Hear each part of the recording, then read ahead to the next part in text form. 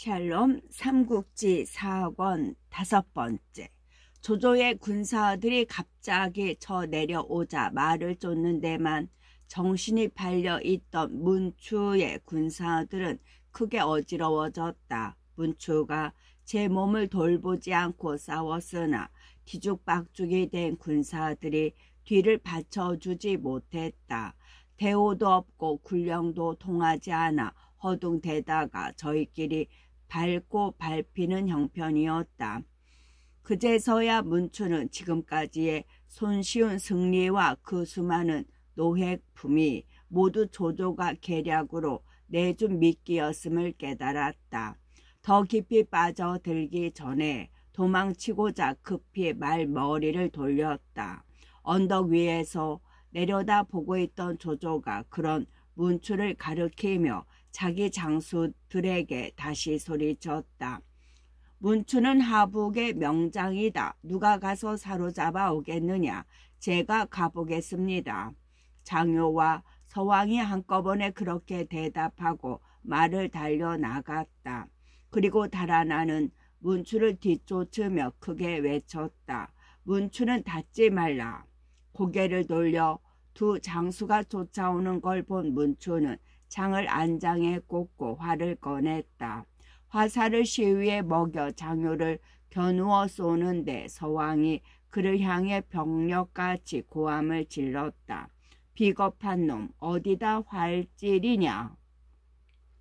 그 말에 뒤쫓는 일에만 정신이 팔려있던 장요가 얼른 고개를 숙여 날아오는 화살을 피했다. 그러나 화살은 장요의 투구를 맞추고 투구끈을 끊어 놓았다. 하마터면 얼굴에 맞을 뻔했던 장요는 크게 성이 났다. 다시 말을 재촉해 뒤쫓는데 뒷이어 날아온 화살이 타고 있던 말에 볼따귀를 꿰뚫었다.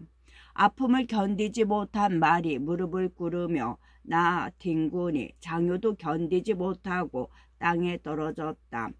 문추가 그 좋은 기회를 놓치려 하지 않았다. 돌연 말머리를 돌려 말에서 떨어져 뒹구는 장요의 목을 베려 들었다.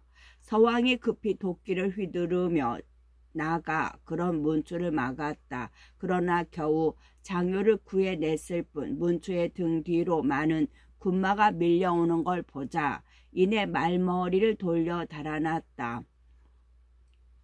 이에 다시 힘이 난 문추는 물가를 따라 서왕과 장요를 뒤쫓았다. 그때 호련 한 장수가 여남은 길을 이끌고 깃발을 벌럭이며 말을 달려왔다. 아끼는 두 장수의 위험을 보고 조조가 다시 출전을 허락한 관운장이었다. 적장은 달아나지 말라. 관우가 크게 소리치며 문추를 가로막았다. 얼결에 맞부딪히고 난 뒤에야 문추도 상대가 누구인지를 알아보았다. 원수 앞에서 친 큰 소리와는 달리 알량의 원수 가품에 앞서 겁부터 먼저 났다. 새 합을 싸우기도 전에 말을 박차 달아나려 했다. 하지만 관우가 탄 말이 어떤 말인가? 천하의 적토마라. 빠르기가 문추의 말에 비할 바가 아니었다. 어느새 문추를 뒤따라와 칼을 들어 그 머리통을 갈기니 문추의 목은 말 아래로 굴러 떨어졌다.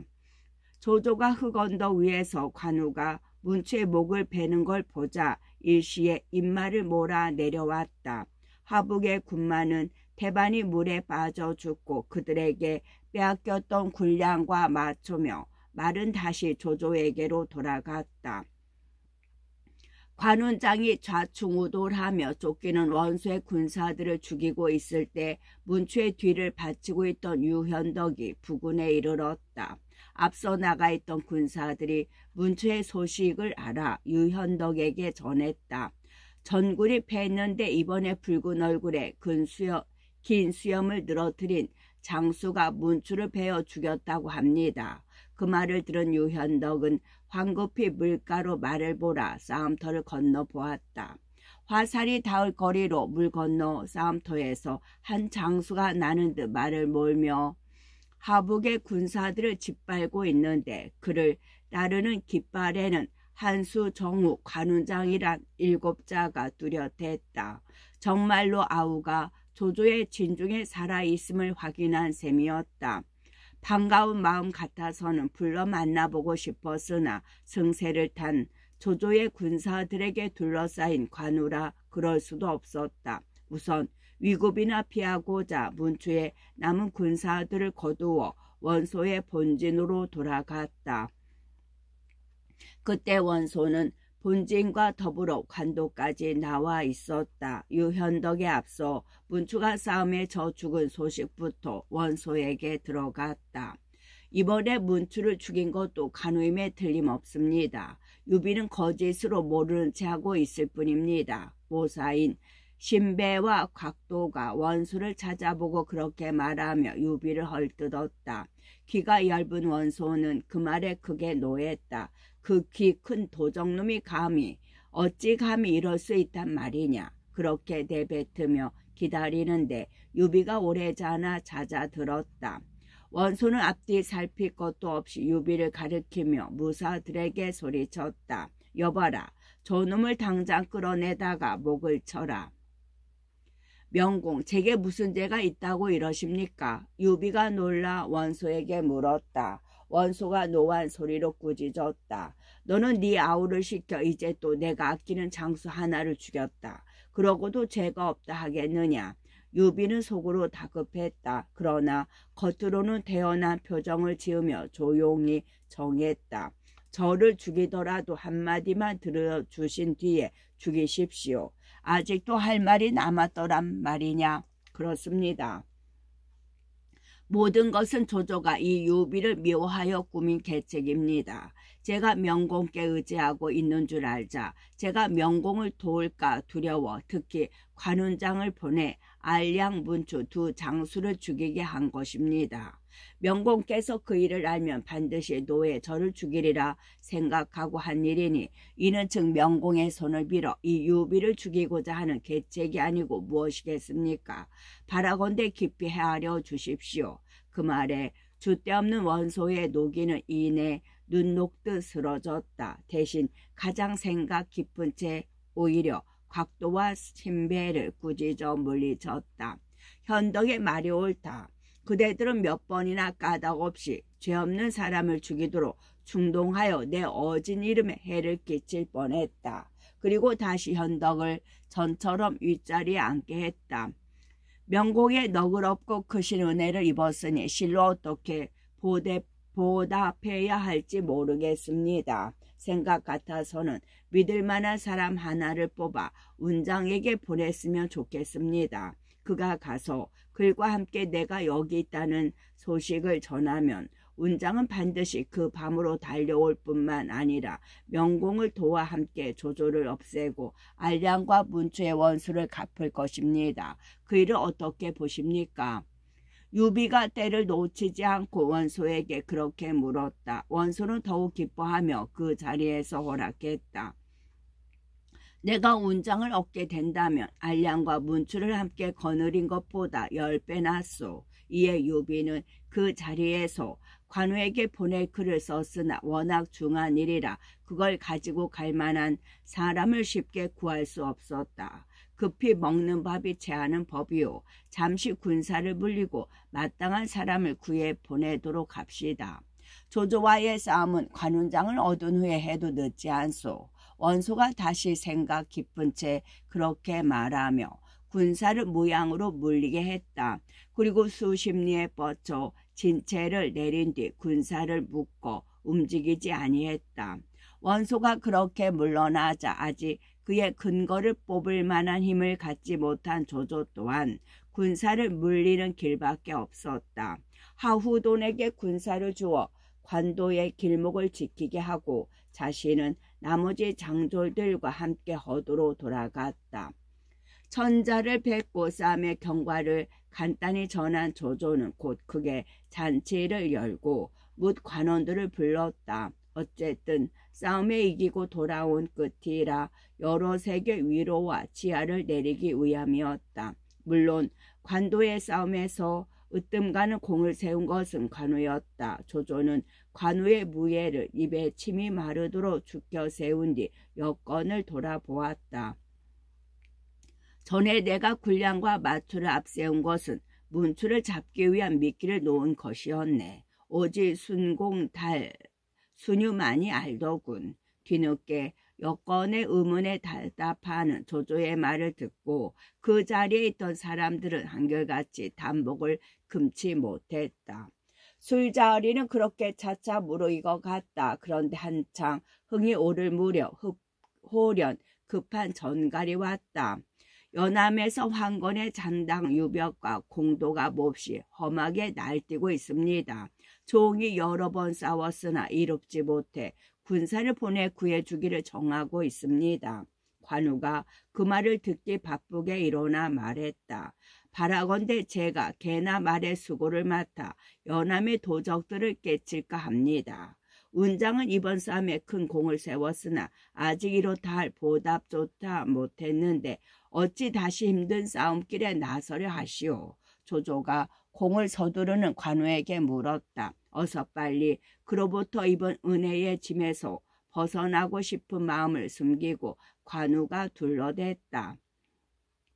이 관아무개는 올해 한가로이 지내면 반드시 병이 납니다. 한 번 더 몸을 풀어 병을 막을까 합니다. 어떻게 들으면 오만스럽기 짝이 없는 말이었다. 그러나 사람에게 반한다는 게 원래 그러한지 조조에게는 조금도 역겹지 않았다. 오히려 그런 관우의 호기에 어떤 믿음까지 가지며 그 자리에서 출전을 허락했다.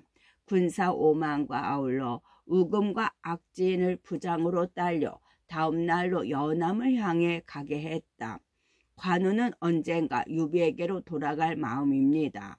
만약 유비의 소식을 듣는다면 반드시 가버릴 사람이니 자주 나가게 해서는 아니 됩니다. 조조가 너무 쉽게 허락하는 걸 보고 순욱이 몰래 조조에게 말했다.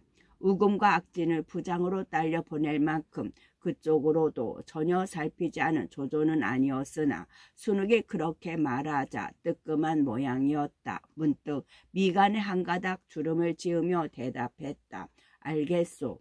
이번에 한 번 더 공을 세고 돌아오면 다시는 싸우러 내보내지 않겠소이다. 한편 연암에 이른 관우는 곧 영체를 세우고 싸울 태세를 했다. 그런데 바로 그날 밤 영체 밖에서 두 사람의 세작이 잡혔다는 전갈이 왔다. 끌려온 둘은 관우가 보니 놀랍게도 그 중에 하나는 송건이었다. 관우는 급히 좌우를 꾸짖어 물리친 뒤 송건에게 물었다. 공은 그때 서주가 무너진 후 어디로 갔는지 자취조차 알 길 없더니 이제 무슨 일로 이곳에 오시었소? 저는 겨우 몸을 빼쳐 나온 뒤 연암 땅을 떠돌아다니다가 다행히 유벽이 거두어 주어 그에게 머물렀습니다. 그런데 지금 장군께서는 어떻게 하여 조조에게 가게 되었습니까? 또 감미 두 부인께서는 어떻게 지내시는지 아직 모르십니까? 손건이 관우의 물음을 받고 그렇게 되물었다. 이에 관우는 그동안에 있었던 일을 자세히 손건에게 일러주었다. 듣고 난 손건이 문득 목소리를 낮추어 말했다. 근자에 들으니 현덕공은 원소에게 있다고 합니다. 저도 그 소식을 듣고 그리로 가려 했으나 아직 마땅한 길을 찾지 못했습니다. 그런데 다양한 일은 유벽과 공도도 원소에게 투항하여 함께 조조를 치고자 하는 것입니다. 저를 이곳에 보낸 것도 이번에 장군께서 오신다는 말을 듣고 그 뜻을 장군께 알리고자 함이었습니다. 내일 유벽과 공도 두 사람은 거짓으로 싸움에 진척 달아날 것이니 장군께서는 되도록이면 빨리 허도로 돌아가도록 하십시오. 가서 두 부인을 모시고 원소에게로 가면 거기서 현덕공을 배울 수 있을 것입니다. 그 말을 듣자 관우는 한동안 감격으로 말문을 열지 못했다. 그러다가 잊고 마음을 가다듬어 말했다. 이미 형님께서 원소에게 있다는 것을 알았으니 나는 밤길을 달려서라도 반드시 그리로 갈 것이요. 그러나 한스러운 것은 내가 알량과 문추를 베어 죽인 일이구려. 이번 일이 그 일로 어떻게 변할까 두렵소이다. 그것은 제가 먼저 가서 원소의 허실을 살핀 뒤에 다시 장군께 와서 알려드리겠습니다. 손건이 그런 말로 관우를 안심시켰다. 그러자 관우가 눈물이 글썽한 얼굴로 다짐했다. 형님의 얼굴을 다시 한번 배울 수 있다면 10,000번 죽더라도 마다하지 않을 것이요. 이번에 허도로 돌아가면 되도록 빨리 조조와 작별하고 그리로 가리다. 그리고 그날 밤 몰래 손곤을 놓아 보냈다. 다음날 관우가 군사를 이끌고 싸움을 도구니 유벽과 공도도 나란히 진문에 나와섰다. 관우가 그런 둘을 꾸짖었다. 너희들은 어찌하여 조정에 반역하려 드느냐. 너는 주인을 배반한 놈이다. 그런데 오히려 나를 꾸짖으려 들다니 가소롭구나. 공도가 거짓으로 관운장의 화를 돋구었다. 관운장도 짐지 화난 듯 한층 목소리를 높였다. 내가 어떻게 주인을 배반했단 말이냐. 유현덕은 원본초에게 가 있는데 너는 그를 버리고 조조를 따르고 있다. 그게 주인을 저버린 것이 아니고 무엇이냐. 그러자 관우는 대꾸 대신 칼을 휘두르며 말을 박자 달려나갔다. 분통이 터져 더 참을 수 없는 사람처럼 보였다. 공도는 그 엄청난 기세에 질렸다는 듯 한번 제대로 어울려 보지도 않고 말머리를 돌려 달아났다. 관우가 말을 달려 그런 공도를 바짝 뒤쫓았다. 한참을 쫓기던 공도가 문득 몸을 돌려 말했다. 옛 주인의 은혜를 잊어서는 아니되오. 나는 이제 연함을 내줄 것이니 공은 속히 이곳을 평정하고 허도로 돌아가시오. 그러고는 말을 후려 달아났다. 공도의 뜻을 알아차린 관우는 그를 쫓는 대신 군사들을 몰아 일시에 앞으로 나가게 했다. 그러자 유벽과 공도의 군사들은 정말로 싸움에 크게 져 쫓기는 것처럼 사방으로 흩어져 달아나 버렸다. 관우는 무사히 연함을 평정하고 그곳 백성들을 안돈시키자마자 허도로 군사를 돌렸다. 아무것도 모르는 조조는 성 밖까지 나와 관우를 맞아들이고 군사들에게는 후하게 상을 내려 노고를 위로했다. 조조가 승리를 축하하기 위한 잔치가 끝나자 관우는 거처로 돌아가 여느 때처럼 안채 문 밖에서 두 형수에게 문안을 드렸다. 간부인이 답을 하기 바쁘게 물었다. 군 아주버님께서는 2번이나 바깥으로 싸움을 나갔다 오셨는데도 아직 황숙의 소식을 듣지 못하셨습니까? 못 들었습니다. 관우가 시치미를 떼고 대답했다. 아마도 황숙께서 돌아가신 모양이구려. 큰 아주버님께서는 우리 2 사람이 괴로워할까봐 일부러 숨기고 말하지 않는 것이지요. 두 부인이 문득 그렇게 말하며 동국했다.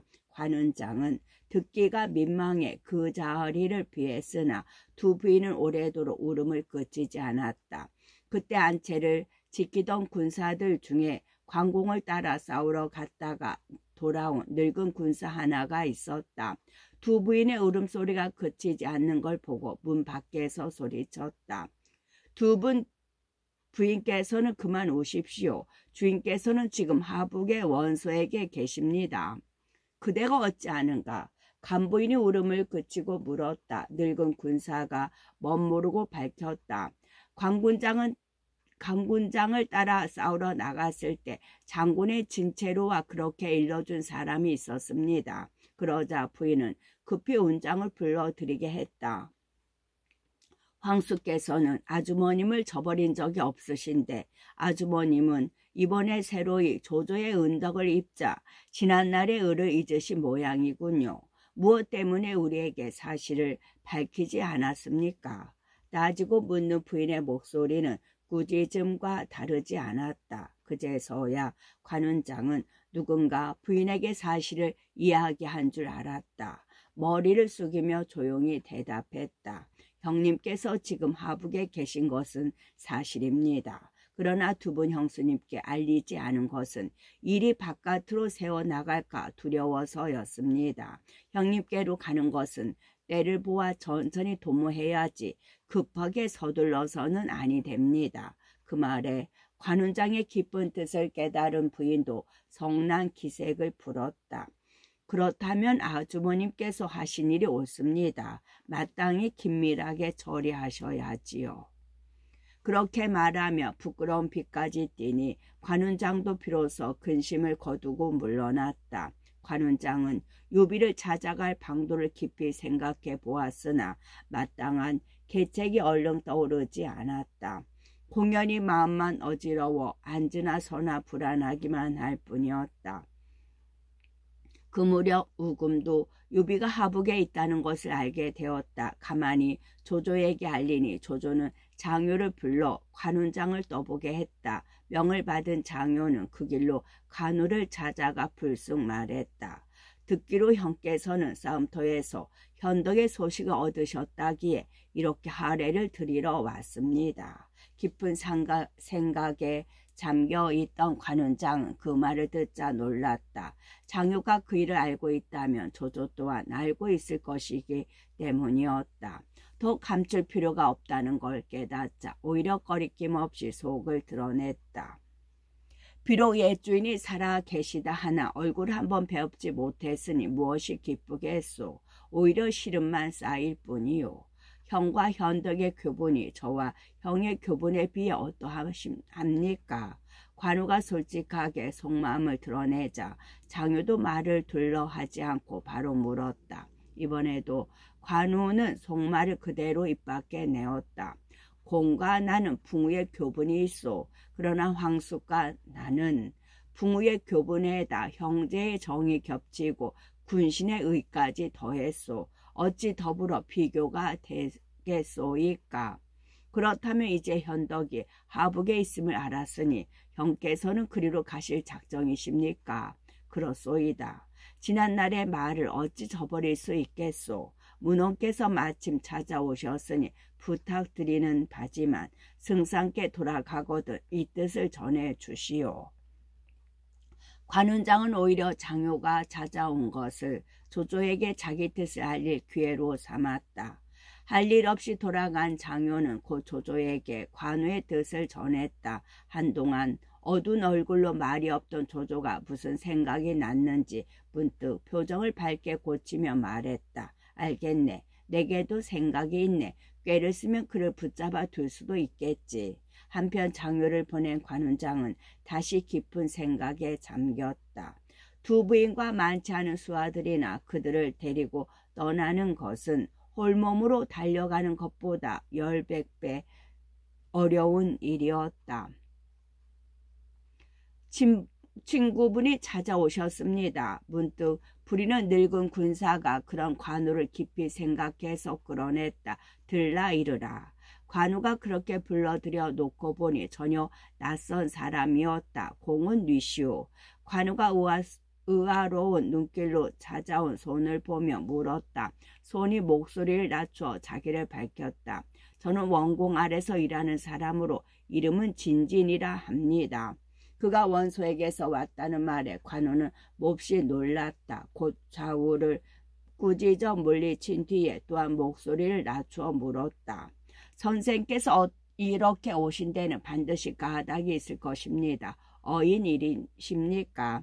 현덕공께서 보내신 글을 가지고 왔습니다. 진지는 그 말과 함께 편지 한 통을 내주었다. 관우가 뜯어보니 눈에 익은 유비의 글씨였다.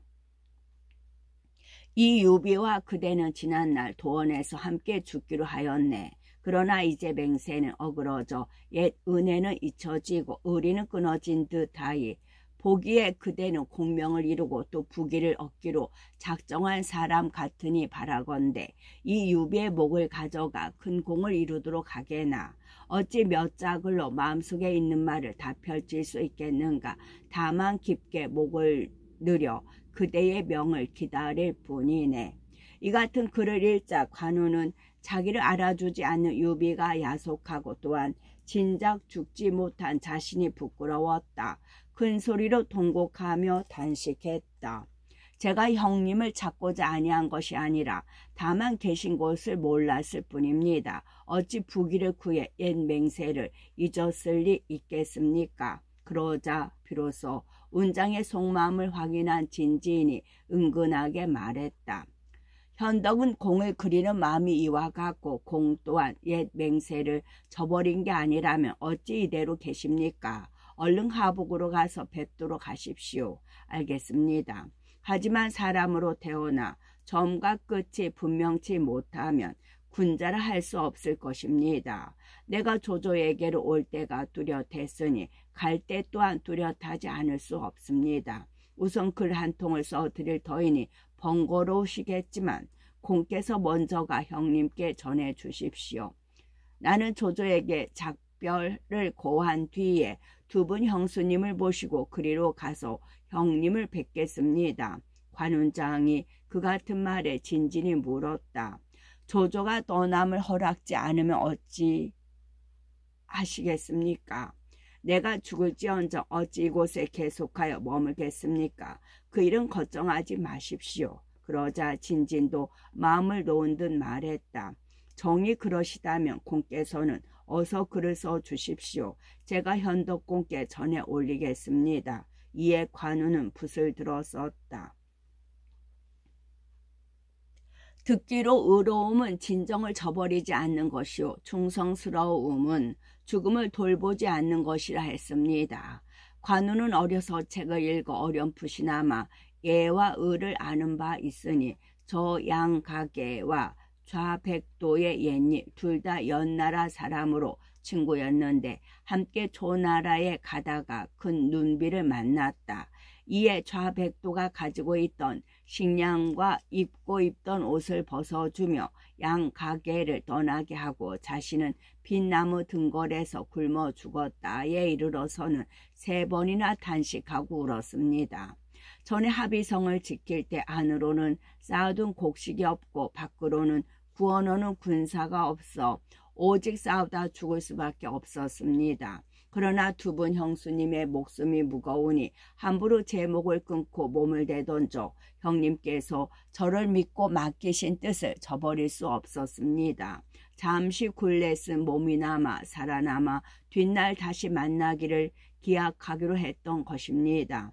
그러다가 근래에 연암에 이르러서야 비로소 형님의 소식을 듣게 되었습니다. 곧 조조를 만나 작별을 고한 뒤 두 분 형수님을 모시고 그리로 돌아가겠사오니 만에 하나라도 저를 의심치 마십시오. 만약 제가 딴 마음을 품었다면 귀신과 사람이 아울러 저를 죽여 간이 쪼개지고 쓸개가 쏟아지게 할 것입니다. 종이와 붓으로 어찌 다 할 수 있겠습니까? 다만 저라며 배울 날이 가까우니 엎드려 비옵건대 부디 같은 관우의 진정을 밝게 살펴주십시오. 관우가 쓰기를 마치고 그를 봉에 내어주자 진진은 깊이 간직하고 하북으로 돌아갔다. 진진을 보낸 관운장은 곧 안으로 들어가 유비에게서 사람이 온 일을 알린 뒤 조조가 있는 승상부로 갔다. 작별을 고하고자 함이었다. 그러나 조조는 관운장이 그 일을 온 줄 알고 문 앞에 회피패를 높게 걸어놓고 있었다. 손님을 만나지 않겠다는 뜻이니 관운장은 마음이 급했으나 그대로 돌아오지 않을 수 없었다. 조조를 만나는 일을 다음 날로 미룬 관운장은 우선 자신이 데리고 온 사람들에게 명하여 수레와 말을 준비케 했다. 그리고 집안 사람들에게는 원래 가지고 온 것이 아니면 모두 남겨두고 특히 조조에게서 받은 것은 터럭 하나라도 가지고 가는 일이 없게 했다. 다음 날이 되었다. 관운장은 다시 조조의 부중을 찾았다. 감사와 아울러 작별을 고하려 함이었으나 문에는 여전히 회피패가 높게 걸려 있었다. 몇 번이나 거듭 찾아가도 조조는 끝내 만나볼 수가 없었다. 관운장은 할 수 없이 장유의 집으로 가보았다. 그를 찾아보고 조조의 일을 알아보려 했지만 장유 또한 병을 핑계로 나와 보지도 않았다. 이는 틀림없이 조승상이 나를 보려고 하지 않기 때문일 것이다. 하지만 이미 떠나기로 작정했는데 어찌 다시 머물 수 있으랴. 관운장은 속으로 그렇게 생각하고 거처로 돌아와 글 한 통을 썼다. 직접 만나 작별을 구하는 대신 조조에게 남기는 글이었다. 관우는 젊은 적부터 황숙을 섬겨 죽고 살기를 함께하기로 맹세했으니 하늘과 땅이 그 맹세의 말을 들었을 것입니다. 지난날 합의성이 떨어질 때 승상께 제가 3가지 소청을 드린 바 있었는데 승상께서는 은혜를 베풀어 들어주셨습니다. 이제 알아보니 옛 주인은 원소의 궁중에 있다 합니다. 지난날의 맹세를 생각해서라도 어찌 저버릴 수 있겠습니까? 승상께서 새로이 베풀어 주신 은혜가 크나 잊기 어려운 것은 지난날 황숙께 입은 은혜입니다. 이에 특히 글을 올려 작별을 고하오니 엎드려 빌건대 부디 밝게 헤아려 주십시오. 아직 다 갚지 못한 은혜 다른 날 갚게 될 수 있기를 바랄 뿐입니다. 그렇게 글씨를 그렇게 쓰기를 마친 관운장은 사람을 승상부로 보내 그 글을 조조에게 바치게 했다. 그리고 조조로부터 받은 금은은 일일이 봉해 창고에 넣어두게 하고 한수 정우의 인을 당상 눈에 잘 띄는 곳에 걸어두었다. 이제 두 분 형수님께서도 수레에 오르십시오. 집 안팎 빚을같이 깨끗이 끝난 뒤에야 관운장은 두 부인에게 그렇게 정했다. 그리고 자신도 정령도를 쥔 채 훌쩍 적토마에 뛰어 올랐다. 전부터 관운장을 따르던 군사들도 두 부인이 탄 수레를 호위하며 그런 관운장을 따랐다. 연희에서 가장 정체 있는 부분은 종종 정사가 없거나 지은이가 꾸며낸 부분이 된다. 그런데 이 대목만은 정사에 일치하면서도 읽는 이로 하여금 가슴 뭉클한 감동을 지어내는 부분이다. 천자를 끼고 천하를 호령하는 조조의 정성을 다한 후대와 이미 손에 넣은 것이나 다름없는 부귀와 영화를 헌신짝처럼 버리고 무릎 꿇은 땅 한 치 없이 남의 식객 노릇이나 하고 있는 옛 주인을 찾아 관우는 멀고 험한 길을 떠나고 있다. 뒷날 사람들은 흔히 관우를 그릴 때 등 뒤에 세우는 정령도와 함께 손에 책 한 권을 들게 했다. 그 책은 바로 공자가 지어 난신과 적자들의 가슴을 서늘케 했다는 춘추이다. 관우는 일생 그 책을 지니고 다니며 틈날 때마다 되풀이 읽었다고 하는데 명분을 존중하고 대의를 앞세우는 그의 정신은 바로 거기서 길러진 것임에 틀림이 없다. 그리고 그 중에서도 가장 극적으로 그런 정신을 드러내는 것이 지금 유비를 찾아 떠나는 이 대목이 된다. 진정 아름답고 드높은 춘추의 향내였다. 아니 관우 그는 춘추를 일관하는 정신의 한 살아 숨쉬는 화신이라고 말할 수 있으리라. 5관을 지내며 6장수를 베다. 5관을 지내며 6장수를 베다.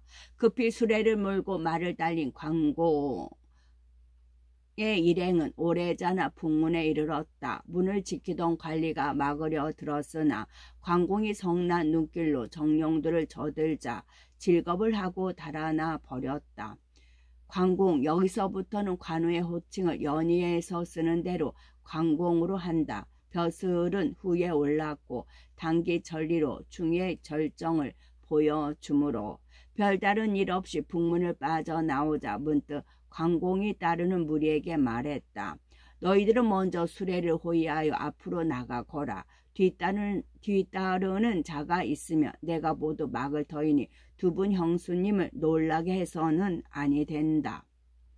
이에 늙은 군사들은 관공을 뒤에 남겨둔 채 수레를 밀고 급히 큰 길로 나아갔다. 한편 그때 조조는 여러 모사와 장수들을 불러놓고 관공의 일을 의논하고 있었다. 그런데 웬 사람이 관공이 보낸 것이라 하며 글 한 통을 가져왔다. 운장이 기어이 가버렸구나. 얼른 글을 읽어본 조조가 그렇게 단식했다. 그때 이번에는 북문을 지키던 군사들의 우두머리가 급한 전가를 보내왔다. 관공이 문을 아사 달아났습니다. 수레와 20 남은 명을 이끌고 있었는데 모두 북쪽을 향해 갔습니다. 그 정갈에 모여있던 이들은 모두 놀랐다. 그런데 다시 광공의 거처에 가본 사람이 알려왔다. 광공은 승상께서 내리신 금은과 재물들을 고스란히 창고에 봉해두고 미녀 10사람도 모두 내실에 남겨두었습니다. 한수정 후에 이는 당상에 걸어두고 그 밖에 승상께서 보내신 사람들은 아무도 데려가지 않은 채 원래 데려왔던 자들만 보따리를 쌓아 따르게 했을 뿐입니다. 그러자 모여있던 이들 가운데 한 장수가 내다르며 소리쳤다. 제게 철기 3천만 주십시오. 관우를 사로잡아 승상께 바치겠습니다. 조조가 그 장수를 보니 재앙이란 자였다. 원래 조조의 장수들 중에서 장유와 서왕은 광공과 교분이 두터웠고 다른 장수들도 모두 광공에게 경복하는 터였으나 오직 재앙만이 관우를 대수롭지 않게 여겼다. 따라서 광공이 갔다는 말을 듣고도 다른 장수들은 모두 가만히 있는데 유독 그만 쫓아가겠다고 나선 것이었다. 아니다. 그럴 필요는 없다. 옛 주인을 잊지 않을 뿐만 아니라 오고 감이 분명하니 광공이야말로 참으로 장보다. 너희들은 모두 그를 본받아야 한다. 조조가 그렇게 말하며 재앙을 꾸짖어 물리쳤다. 정옥이 그런 조조에게 말했다. 승상께서는 그를 그토록 두터이 보살폈건만 그는 작별조차 고하지 않은 채 어지러운 글만 남기고 떠났으니 이는 승상의 크신 위엄을 모독한 것입니다. 그 죄가 적지 않은 데다 또 이제 그가 원소에게 돌아가도록 버려둔다면 그것은 호랑이에게 날개를 더하는 격이 됩니다. 따라서 죽여 후환을 없애는 게 좋겠습니다. 광공의 떠남은 내가 전날 이미 허락한 일이오. 사람이 어찌 믿음을 저버릴 수가 있겠소. 각자 자기 주인을 위해 하는 일이니 뒤쫓아서는 아니되오. 끝.